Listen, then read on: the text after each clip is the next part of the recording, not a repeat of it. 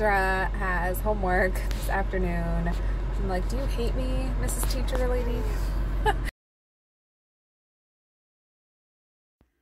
So I feel like I should further explain myself about why I don't like homework. I feel like kids are in school so much. They're in school 6 hours a day. And when they get home, they need to be kids. They need to play. They need to have time to relax. They need to unwind. And especially for autistic kids, there is such thing as autistic burnout. I mean, I get burnt out after a long day of work and I just want to like chill. And especially kids, especially if you have sensory processing disorder and then you have to mask maybe on top of that all day and show a face with certain expectations that the school and teacher is expecting of you. And it's exhausting. So to come home and then, oh, mommy says I have to do homework. Yes, I would complain too. So Ezra has come so far from when he was first diagnosed. And I don't want to say that in a way of that now he's more neurotypical, because I don't think that's right. I don't think there's anything wrong with him being autistic, but he was also delayed. He had a severe speech delay. He still has a speech delay, but it's not nearly what it was. We didn't think Ezra was going to talk at one point. I didn't think I would ever be able to have a conversation with my son. He was diagnosed with apraxia of speech, and if you don't know what that is, it's basically where your brain and your mouth just don't line up and you can't get the word out. You know you want to say it in your head, but you can't form the word and process it, and it doesn't connect. So now, as you can see, he's talking, he's able to communicate, and he communicates well. He's even able to express how he feels. You'll hear him say in this video how frustrated he is. And I'm so proud of him for that. I think it's really, really a great thing to not only be able to speak and communicate, but also realize how you're feeling and then communicate that to other people. I would much rather him complain and tell me he's frustrated than him just have a meltdown or hide it. And I think that's even worse, is him just hiding it and not being able to tell me or show me how he feels. Can you say more? No. Good trying. Here you go, buddy.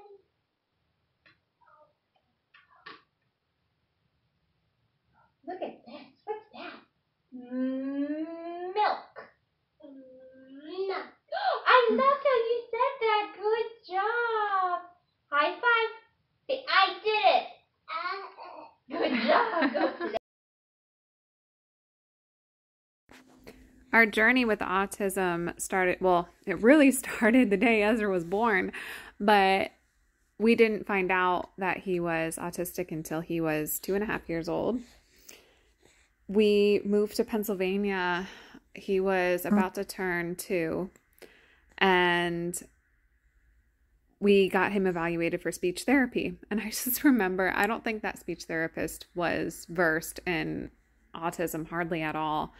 She would literally come over and drink coffee and talk with me sometimes, and she just didn't know how to work with Ezra. We didn't know that he was different. He cried all the time, but we just thought that's what babies do. He would get in these, I remember he would get his stuffed animals and just throw them, and he would think it's the funnest game ever. And she would be trying to give him therapy, and he just was not paying attention to her at all. He would just be running around throwing his stuffed animals. And he also used to take his stuffed animals and rub them on his face and like put them behind him. And that was like the funnest, coolest thing to him. I still wonder what he felt and what he was thinking when he did that when he was a toddler. Anyways, we ended up moving back to Florida, and right before we moved back, she said, you need to get the MChat done with him. And the MChat is, or MCAT, I think it's MChat. I don't know. I got to relook that up. But it's basically a questionnaire that professionals do with you and your son or daughter, and they give you a risk score for autism. And when we got back to Florida, I had that done with him, and he was high risk.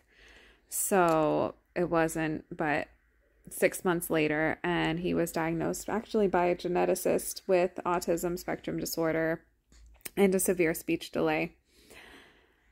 At first we were distraught. We didn't know what autism was. We got preached to that ABA was the only way, and my husband was in denial for a while, and we just didn't know where to turn, really. We were shocked. But after going on this journey now for the past 5 years, I've realized how absolutely beautiful autism is. And my son and my daughter, all my kids, but just this journey we've been on has taught me so much and has given me so much. I'm getting chills while I'm talking about it. I'm sorry if I start crying. It's just given me such a different perspective of life. I've grown so much as not only a mom, but as a person. I have so much patience now where I didn't before. I have so much more compassion. You know, before when I would hear a kid screaming in the grocery store, I would say, oh, what's wrong with him? What's wrong with that parent? Now my mind goes straight to, I wonder if that kid is experiencing some sensory problems, or maybe that mom is having a really hard day, or maybe that kid is autistic like my kid. And you know, it just, my mind goes to that instead of jumping straight to like, oh, that kid needs to be spanked, or oh, that mom needs to do a better job, which isn't okay. Yeah. Wait, so we're not going to do it? Put glue on that for me, baby girl. So during this time, we were doing the Hannon program, More Than Words, which I highly recommend to any family that has a newly diagnosed little one on the spectrum. I not only gained a lot of knowledge of how to connect with Ezrah, but I also met some amazing people that I can relate to, and it was so important at the time. I am best friends now with one of the ladies that I met in that program, and I mean, that friendship is, I can't even come up with the right word. It means so much to me. We relate to each other on a whole different level, and we understand each other. And you need that if you're going through this journey. You need someone as a mom raising a special needs little one that you can relate to and you can talk to and you can just vent, and someone that just gets it. As I'm watching this video, I'm seeing my 7-year-old son that when he was 4 years old, he was barely saying 2 sounds put together. I remember the first time he said Papa, and I was jumping for joy. We just got a blood test done with him, and I said, we're going to go see Amma and Papa. And he said, Papa, to me. He was 4 years old, and I wanted to cry.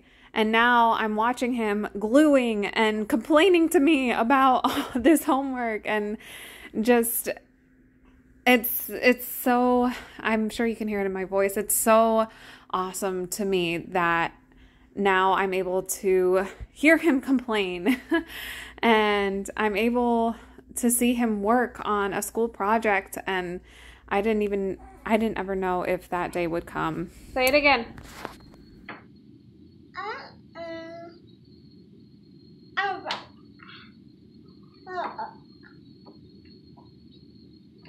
Dinosaur?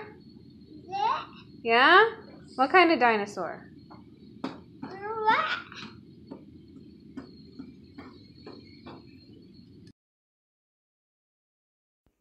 This journey has not been easy.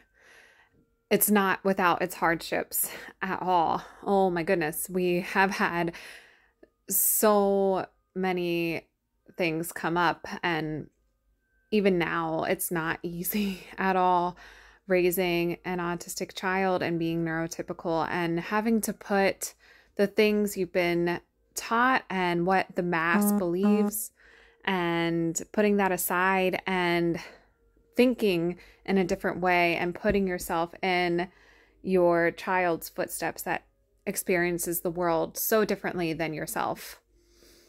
When he was younger, we went to Legoland, and it was an event specifically for special needs children. Well, all the special needs children were there, as well as another group, and Legoland was crazy crowded.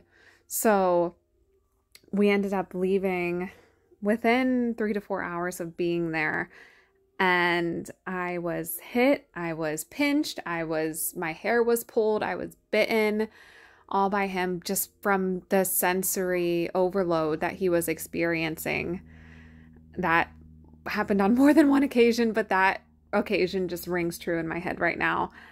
I really have to take into consideration if something is going to be too much for him, if there's other things that I need to bring for him that would make him feel more comfortable.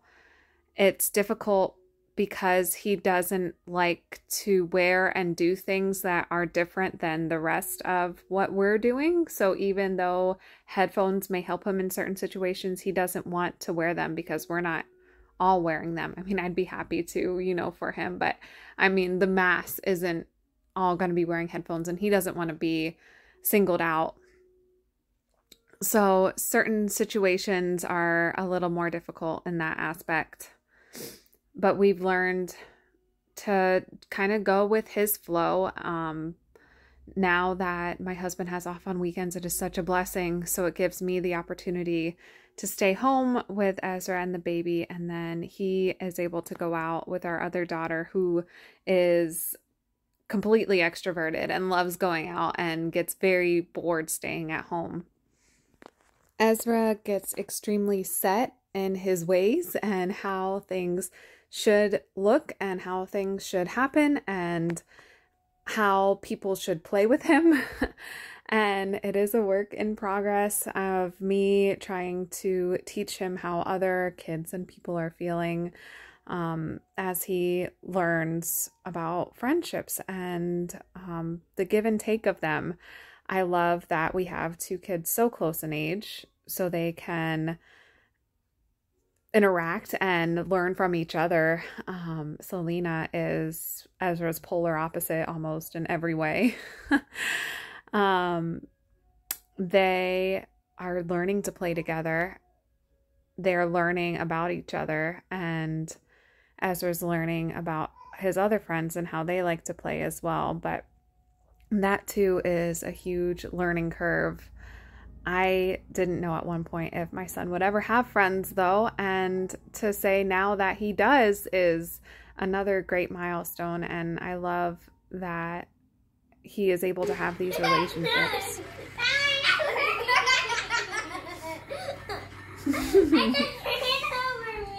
Oh no! I'm running over Selena. Selena, run! Daddy, you can't get me.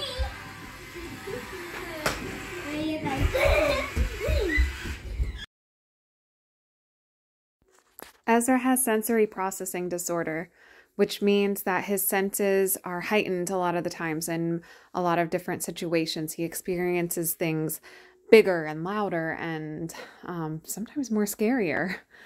But also his feelings and his emotions and how he experiences things internally is different. And he is the most sensitive, most passionate. He just experiences the world and feelings so intensely. And it's, as his mom, a feeling of, I can't even describe it. The way that he internalizes and processes and loves is so strong.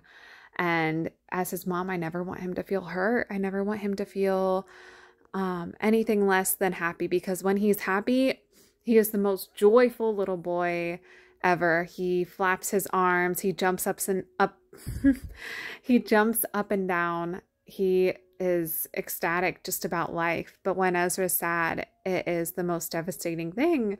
It's just really heartbreaking to see him sad. And as his mom, I never want him to feel that way, but it's another thing that I just have to work on with him and work through with him. And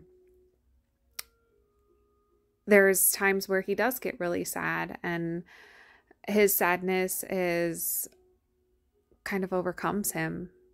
And it's up to me as his parent to just really work through that with him and help him realize that this feeling will go away.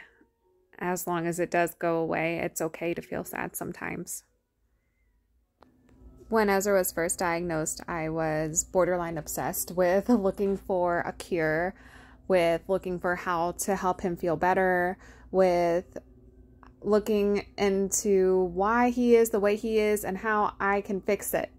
But now I know better, and I just feel blessed that I have him and who he is, and I would not trade him in for the world. I don't want him to be any different than what he is and who he is, and it's up to me to advocate for him for the rest of his life as he teaches me more about him and I teach him more about the mass, for lack of better words.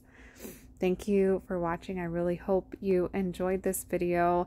Please comment down below if you have any questions that I can maybe answer, or if you're following a similar journey.